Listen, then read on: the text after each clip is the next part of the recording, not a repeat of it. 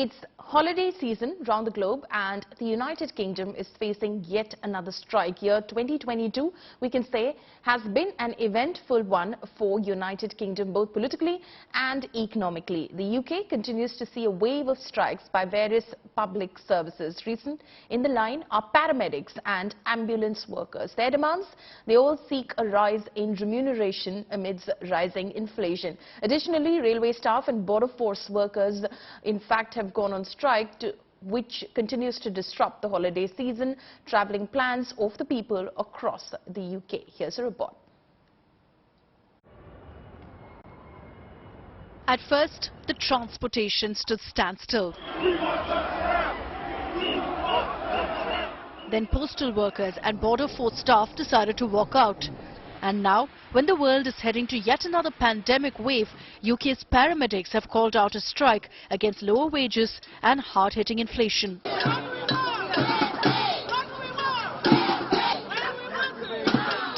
This week, nurses staged their biggest walkout in decades. The public have been urged to only call ambulances if they absolutely need to. The Royal College of Nursing, the biggest nursing union of UK, is asking for 5% pay rise above retail inflation, which amounts to a 19% hike. They're also demanding to fill a record number of staff vacancies. I found it very, very difficult. I've been in the service 30 years and never has it come to this point. Now it's come to the point where we're going to have to suffer a little pain, and I mean us, as in the staff and the general public, to maintain the service, so in the long term we have the ambulance service. The Health Ministry claims that the demands are unaffordable.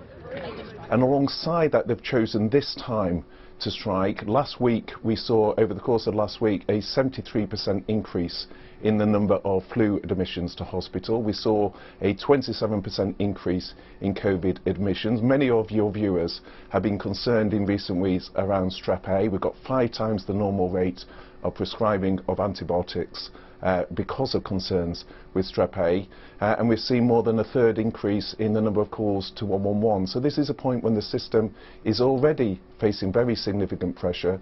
That's the point at which the trade unions have chosen to take industrial action, and in doing so they haven't been willing to work with us to agree national exemptions in terms of covering all of the category 1, category 2 life-threatening and emergency calls.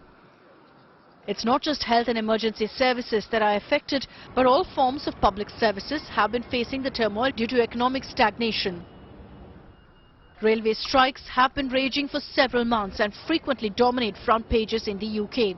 Postal workers with Royal Mail, which is now a private company, are taking action in the run-up to Christmas, affecting deliveries during the business festive stretch.